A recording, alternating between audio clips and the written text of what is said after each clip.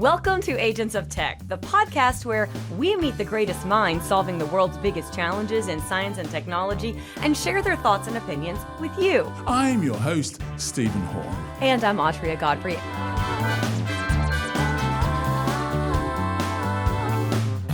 We have the great privilege to meet with technology and science experts across the globe.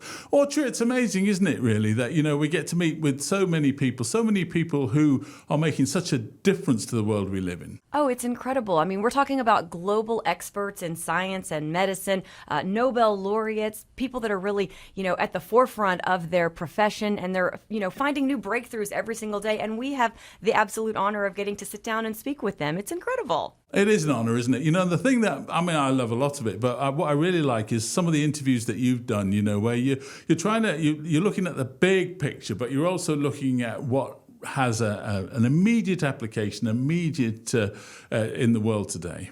It's true. We go to these conferences and we get to sit down with all these experts, and obviously the audience there, they know exactly, what these experts are doing. But for the broader general public, we try to get them to explain what they're doing in more layman's terms so that for all of our listeners, they can understand what impact all of these breakthroughs might have on their everyday lives. What a lineup we have today. We'll be hearing from inspirational people from the world of science, including the 2023 Physics Nobel Laureate Pierre Agostini. We'll also learn how quantitative MRI is providing a clearer picture of the aging brain and discuss the challenges of creating a large-scale quantum internet. We have a lot to get to in today's episode. Specifically, Stephen, I can't wait until we talk about that quantitative MRI and exactly what that will do to help people maybe stave off dementia or Alzheimer's. It's very fascinating what they can do.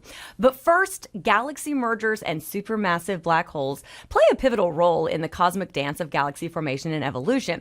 Chiara Mingarelli, assistant professor at Yale University, talks through the latest advancements in pulsar timing arrays. It's a cutting-edge method for detecting gravitational waves generated by these colossal events. Can you start off by providing a little bit of a brief overview of pulsar timing arrays and why they are pivotal to gravitational wave research? Sure.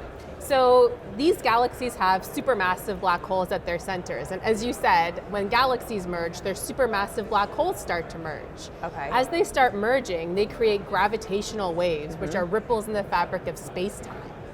Those gravitational waves change the distances between objects. So if one were coming from the ceiling and then into the floor, you and I would get closer together and further away without us actually feeling like we're moving. It's the space-time between us that's expanding and contracting. Okay. So a pulsar timing array looks for these gravitational waves by monitoring pulses of pulsars. These pulsars are ultra-stable clocks, and we know exactly when their pulses should arrive at the Earth.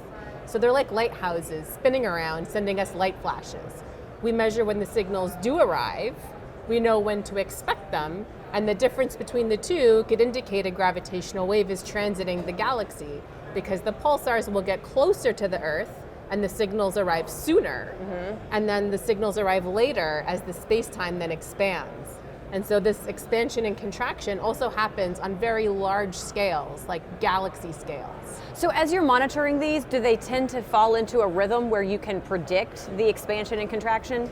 Yes, eventually we'll be able to do that. Okay, yes. That's the goal. Yes. Okay, yes. So given the nanohertz frequency of the gravitational waves that you're monitoring, what unique challenges and opportunities does this present compared to higher frequency gravitational waves detected by LIGO? Great question. So nanohertz frequencies are very strange to think about, right? A nanohertz is a billionth of a hertz, and what does that even mean? It means that it takes 30 years for one of these orbits to complete for the supermassive black holes. Okay. And that means that the wavelengths of these gravitational waves are light years long. So you can take that in stark contrast to the LIGO detector, which has made almost 100 published gravitational wave observations. Okay. But the gravitational waves that they measure are much shorter wavelength. They're at high frequency, so at hundreds of hertz. And the signal stays in the detector for a fraction of a second. You're lucky if you get 1 second of a signal. Oh, wow. In pulsar timing, our signals are so long-lived that the first signal that we have evidence for, this gravitational wave background, took 15 years to detect.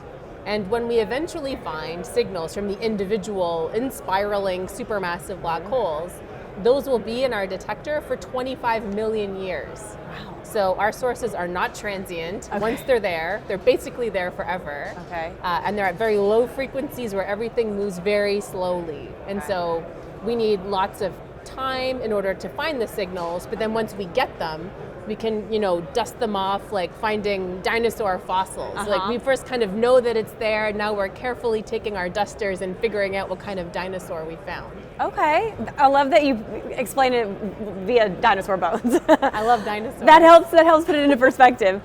So you have mentioned that there is evidence for nanohertz gravitational wave signatures in pulsar timing array experiments. Yeah. Can you elaborate on this evidence and also its significance to the field? Absolutely. So first of all, we have evidence for a gravitational wave background.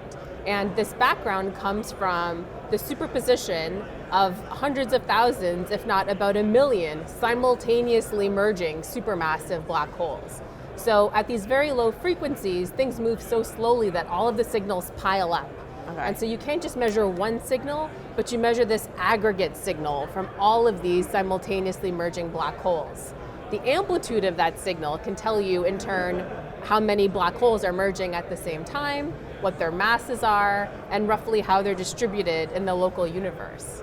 And so it's the first time that we have any gravitational wave background signal at all. So LIGO has found these individual flashes of gravitational waves, these bursts from mergers, but no one until Nanograv made their announcement last June had found evidence for a gravitational wave background. And so we're the first ones to do that. That's incredible. Yes. That's so exciting. Yes, and our colleagues in Europe found a similar signal, so did our colleagues in Australia. And in fact, we've been working together for the last 15 or so years, sharing our data, trying to figure out if we all see the same thing with our independent versions of the pulsar timing array detectors. How important is that kind of global collaboration to really, fact checking your work?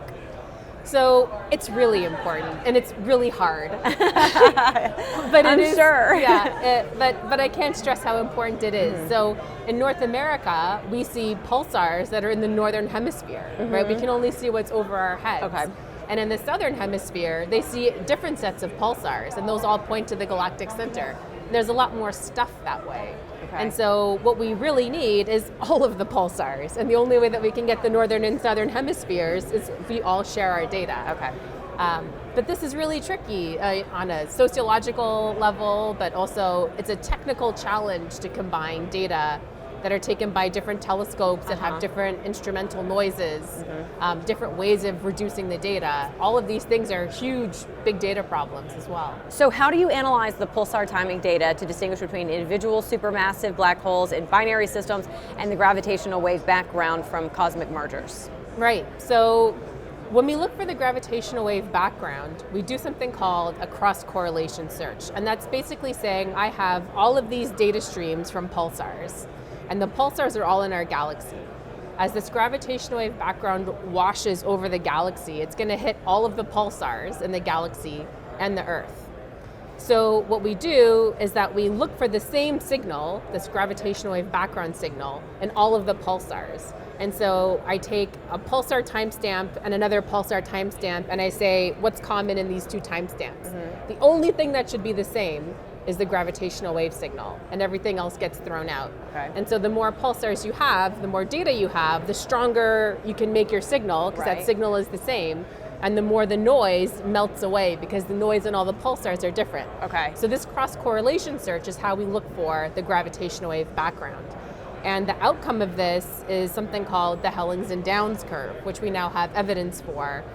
It was predicted in 1983, and 40 years later is when we found the first evidence for this. Wow, that's incredible. And this curve tells us how the different pulsar pulses are correlated. So in addition to there being some sort of amplitude of the gravitational wave background that's set by black hole masses and merger rates, there's another geometric term that comes from general relativity. And that tells us if the pulsar pulses are positively correlated, so if they're bobbing together in space-time, or if they're anti-correlated, bobbing like this instead. And only gravitational waves can imprint this distinctive signature in the pulsar pulses. And that's why it was really important to find this curve before we made any kind of claim that there was evidence for a background, because a lot of things can create noise in your pulsars, and that noise might have easily been mistaken for a gravitational wave signal. Okay. So we needed to have both pieces of the puzzle to make this claim of evidence for the background. Okay. Now, when we're looking for the individual supermassive black hole binary systems, we don't do this kind of cross-correlation search. In fact, one of the things that my group is working on right now is doing targeted searches for the supermassive black hole binaries. So we're looking at a list of galaxies that we think could host them using statistical arguments. And then we say, what does the signal look like if I point all of my pulsars to look there, right? What if I don't allow the data to search over the whole sky, but what if I direct my searches at one specific point on the sky? Do I see evidence for individual merging supermassive black holes there or not? Okay. And we haven't found any evidence of that yet, but we do think that that's the next thing that we should be able to find now that we've found the background. So how have recent findings that you've been talking about from these pulsar timing arrays influenced our understanding of these supermassive black holes and their cosmic merger history? So our recent findings have been really important for even identifying the fact that supermassive black holes merge. Even though right now, we're quite sure that supermassive black holes are creating this nanohertz gravitational wave background. There's slight possibilities of other things, but we're pretty sure it's supermassive black holes.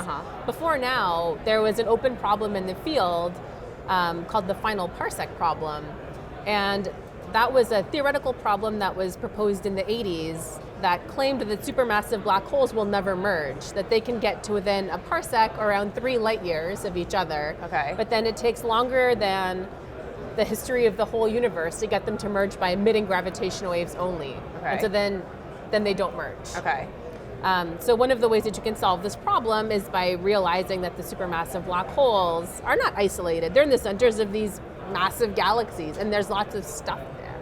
And so what happens is that stars can cross the orbit of the black holes and get slingshot out, and that carries away energy and angular momentum, and the binary responds by shrinking. And they shrink and they shrink and they shrink each time a star scatters off the binary until they can effectively merge by emitting gravitational waves.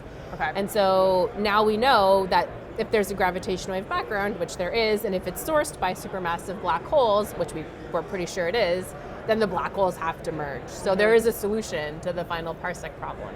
But it's just an example of how little we know about the life cycles of supermassive black holes. We know that it takes, billions of years potentially to go from a galaxy merger to a supermassive black hole merger. And so finding this last stage, essentially, of the galaxy merger by looking at the black holes as they're inspiraling is the last step of the whole merger process and should fit into how we think the universe works. And you said that the problem, came about back in the 80s? Yes. So it's taken, 30 years to answer that question. Absolutely. Wow. Yeah. We had other hints before, some advanced computer simulations. People were relatively sure that this is true, but there's nothing like having a measurement to confirm the data helps, doesn't it? Absolutely. All right, so based on your journey from a PhD student to a leading researcher in gravitational wave astrophysics, what advice would you give to young scientists that are just coming into the field? I would tell young scientists to pick something that they like. Pick something that when you work on it, you feel energized by it. Not something everything is going to be hard at some point, and you're not always going to be in love with your research. Right. But pick something that, really vibrates with you, that really jives with you, something that you could work on forever, that you really feel that like you can sink your teeth into it and 10 hours can go by and you don't notice. Right. Like that kind of thing is what you're going to be really good at, because that's going to be your secret sauce. No one else is going to be able to do that quite like you. So find your special thing and then stick to it. That is great advice, and it is obvious how excited you are about your research just in the way that you talk about it. What's cooler than supermassive black holes? I don't know. You're exactly right. All right, well, thank you so much for all of your research, and thank you for taking the time to talk with us today. Thank you for having me. So, I've just about got my head around, and it's taken me a couple of years now with these gravitational waves to get around the idea of two black holes colliding and causing these waves that we can now pick up, literally millions of years later. But she's talking about millions of black holes coming together all at the same time. That's crazy. It really is. I mean, it's very tough to wrap your head around that, and let alone think about trying to research and study it. But she does it and does it very well. And, you know, one of the things that really stuck out to me was her advice there at the end of that interview for, you know, the upcoming researchers and for young people, and which is pick something you really are interested in, something that you really do enjoy researching, because it's going to consume your life. It's going to, you know, take all of your time. And I think you could tell how passionate she is about her research, because she's very animated and very excited in her interviews. So I think that, you know, her gusto for what she's working on really translates throughout that interview.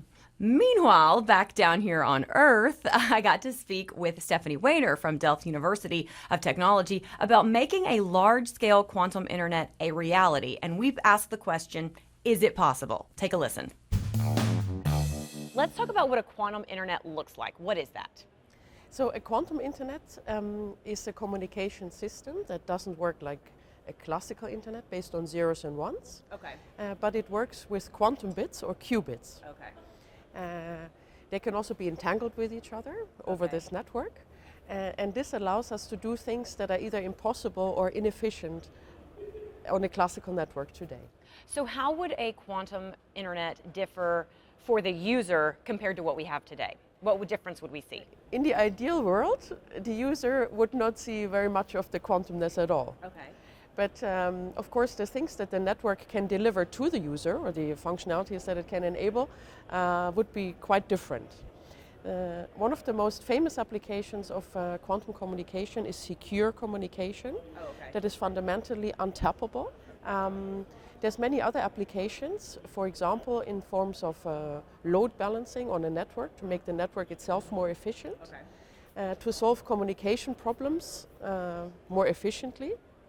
So, for example, if we want to find out what is a good time to have this interview, one can ask the question, well, how many bits do I need to send back and forth in order to solve this question? So such things can be done sometimes using exponentially fewer quantum bits than classical bits. Interesting. So what is the biggest challenge then in making this a reality? I think the biggest challenge actually is to make entanglement, so this basic property that kind of two quantum bits have, that the quantum internet runs on. So all these applications that the internet enables come from the properties of this entanglement, to make that faster. How close do you think we are to making the quantum internet a reality? So I've been working on a quantum internet already for a long time, both on like applications, so what can you actually do with that, as well as actually trying to put it out there so that everybody can eventually use it. I think more than 20 years now. Okay. You started very young. The question is a little bit, what will we see at what time? So I think unlike in quantum computing, that is a bit of a step function. So like I have to make a quantum computer that has so many qubits and that is so powerful that it can beat the best classical supercomputer. So it's a bit of an all or nothing regime. A quantum internet or quantum communication is a bit more gradual. So if I only want to do secure communication, and I'm happy to do that at like shorter distances, so meaning around 100 kilometers in fiber, then you can actually buy this technology today. So you can order one, you can plug a fiber in, and then you can make secure communication. So it's accessible. Okay. But we want to kind of advance this technology kind of in two directions. First of all, 100 kilometers is not very much. The question is like, how can we bridge very long distances? And the other direction is like, secure communication is nice, but there's many other things we want to do with this technology. So we want to improve the functionality. It's to be expected that actually these things, so distance and functionality, don't progress quite equally fast. So in the Quantum Internet Alliance, we're working on building a prototype network that links two metropolitan networks over more than 500 kilometers by the end of 2029 in fiber. You're also bringing researchers together from Europe and from really all over the world to work on this. Why is that important? Why do we need that collaboration? So I'm the director of the Quantum Internet Alliance, and I try to bring people together actually because building this technology is very complicated. That requires like a lot of different things, ranging from enabling technologies on lasers, of actually building a quantum memory, to building the software to control that, to actually put it in a box that it can eventually be deployed, is super complicated. So in that capacity, like in the Quantum Internet Alliance, together with the Quantum Internet Alliance, we've defined this moonshot mission, this technical mission of building this prototype network all together. And that actually really helps us to, on this path from research, stuff that happens in the lab, to actually building a system, technology, that can kind of be brought to actual users. So on the one hand, like I try to bring together things on the technical side by actually defining together with everyone this moonshot mission that we want to accomplish. But also on the other side, I think it's very important to try and bring together the people and the different actors actually that make this technology possible. Building a network is hugely complicated, possibly even more so than even building a computer. I can build a computer and I can, put it in a room somewhere, or I can sell it to you and you have it in your room. Right. But to make a network useful, one does need the technology that actually you can put somewhere, but then it needs to be operated. It needs to be maintained. Users come and use this, and this involves actually also industries at very many different levels. Not just making the device, but also service providers, right, network operators that make this technology accessible. So I think it's super important actually to bring together everyone here, researchers from different disciplines, industries from different parts on the value chain. And I think not just in Europe, but also in the US. You talked about making this technology accessible. Moving forward, how do we make sure that this technology is accessible for everyone? So in the Quantum Internet Alliance, we've built this platform called Quantum Network Explorer, where we will actually make quantum network hardware that we've built accessible. So I think the key word here is access.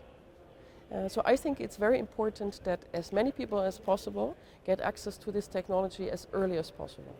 Yeah. So I would like to actually make a call for action for everybody to actually try and build this technology, not just for academia or for, say, the big mission, like our moonshot project of building this prototype network. Right.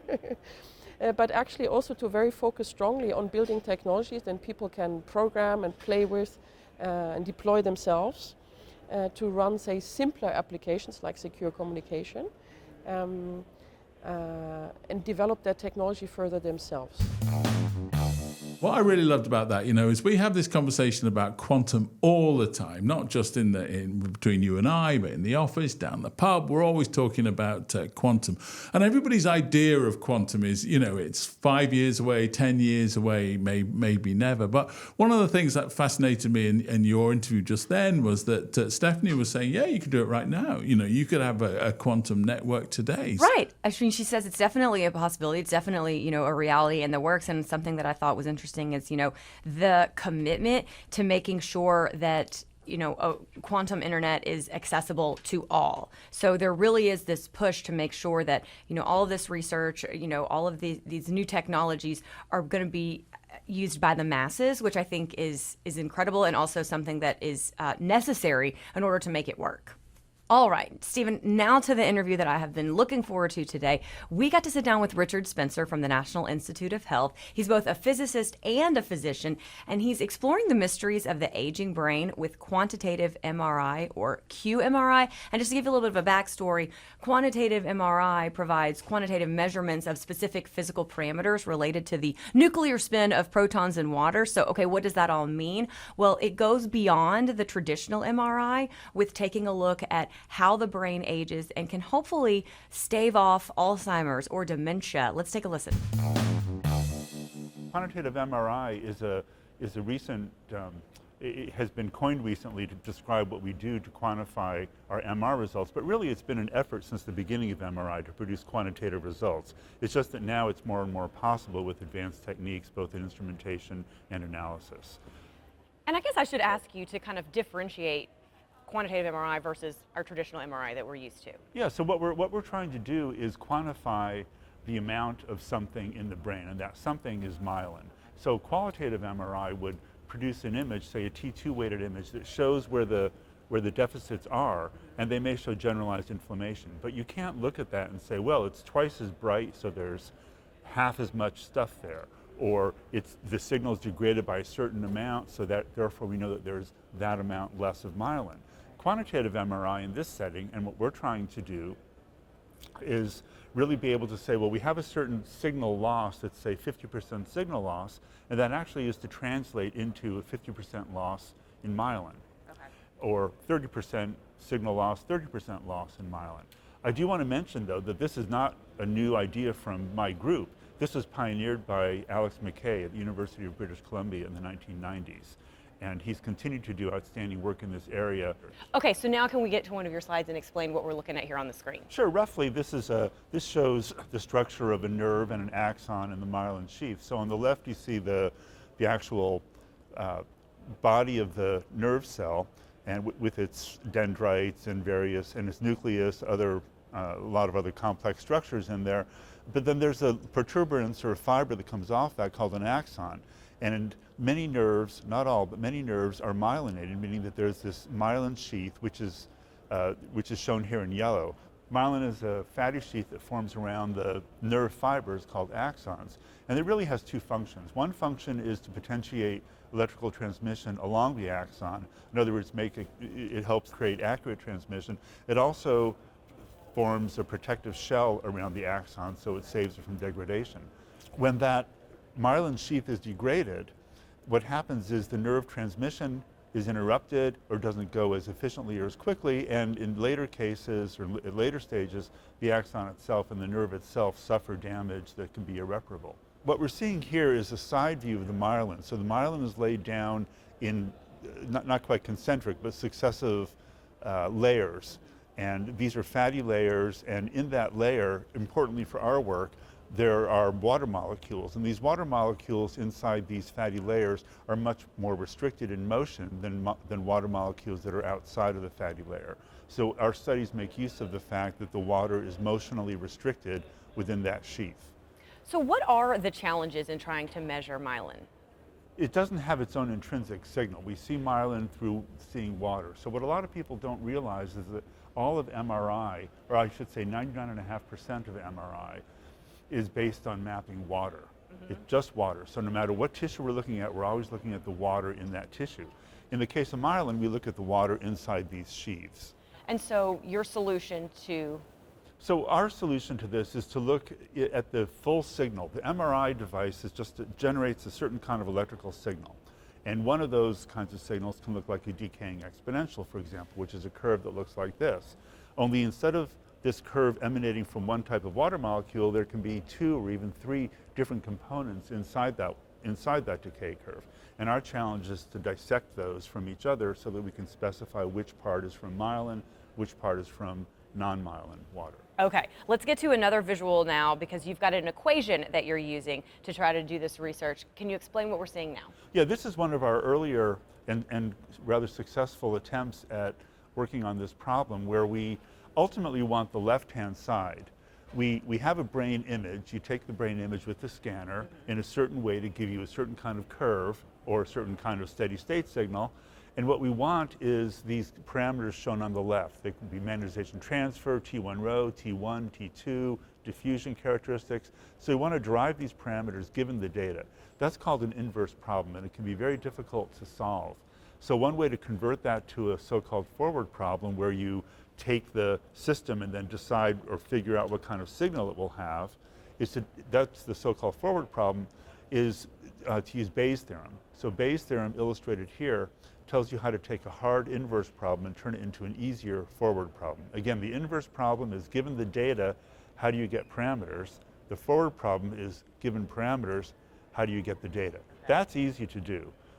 So this is Bayes' theorem explaining the relationship between the hard inverse problem and the easier forward problem. There's another term here which involves prior knowledge or assumptions about the system under study. And so can you give us an example of some of the results that you found using this process?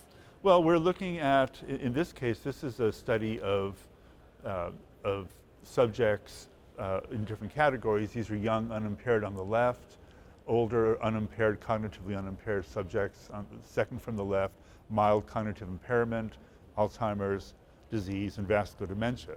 So these are all myelin water fraction maps. So again, myelin water fraction, coined by Alex McKay, in the 90s, is a quantitative way to look at the amount of myelin in a way that really is proportional to the signal that we see. So in the young unimpaired is sort of the standard. That's what we would all like to see. Older, you can see there's a loss of myelin with a much less bright yellow coloration throughout, mild cognitive impairment, which is a condition that can be viewed as either a stable condition of impaired thought or a precursor to things like Alzheimer's disease. But we begin to see focal loss of myelin, where you see these more brightly colored regions being replaced by some of the darker blue. In Alzheimer's, that progresses to an even greater extent, and then vascular dementia has patterns very closely related to Alzheimer's. And this work was done in conjunction with my colleague Mustafa Burhara at the NIA. How promising are these results to you? Well, I think that these are very promising. These are still early in the sense that although we've used this method quite a bit, we're still very actively developing additional advanced methods. And that's the work that I'll be primarily presenting here tomorrow in my talk, where we're talking about, we're moving beyond just the Bayesian method into other more sophisticated techniques in solution of inverse problems, really more in the area of applied mathematics. Do you think quantitative MRI will eventually become the gold standard when it comes to treating brain health? I think so, and I think in the world of myelin it's especially exciting because for the first time there are actually therapies on the horizon to actually treat demyelinating disease. I should mention that myelin loss occurs throughout life, but there's intrinsic body processes that will regenerate the myelin. They require a lot of cellular energy though, so they can't always keep up. And when that falls into disarray and the balance between repair of myelin and degradation of myelin goes the wrong way, then you can end up with clinical disease. But I think these methods are going to be even more important as therapies are developed and patients have to be followed, therapies have to be titrated and adjusted to their clinical response as well as to their imaging response. So I'm very excited about the possibilities for this kind of work. I can see why you were waiting for that one, Autria. It was so interesting. It was great to see, Richard's a doctor and a physicist at the physics conference, and it allows all fields to work together, doesn't it? And I'm particularly interested in the way that they can measure the amount of myelin in the brain. And when that starts to fade, how important that is today, because there are so many drugs now that are being developed that can help with it. So it's a real breakthrough, isn't it, for such a distressing subject? It really isn't it. I mean, he's a great example of how, the research that's going on in the world of physics has real world applications. I mean, if you've got a brain and you are keen on preserving it and protecting it, you're interested in what's happening with quantitative MRI. After the interview ended, I said, okay, I got to ask you the question that I think every human would want answered, which is, how do I protect my brain? How do I protect, this myelin from disintegrating? And he had such a simple answer. It was, live a clean life and think clean thoughts. And I was like, okay. I said, I can do that. That's a pretty simple instruction. So, well, good luck with that, Autria. Right.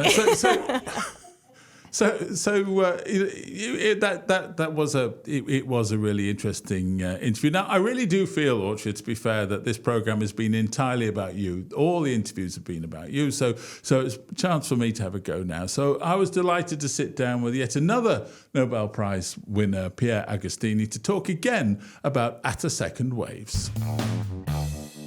So having spent all your life, working, researching in physics, what was the feeling like when you won that award?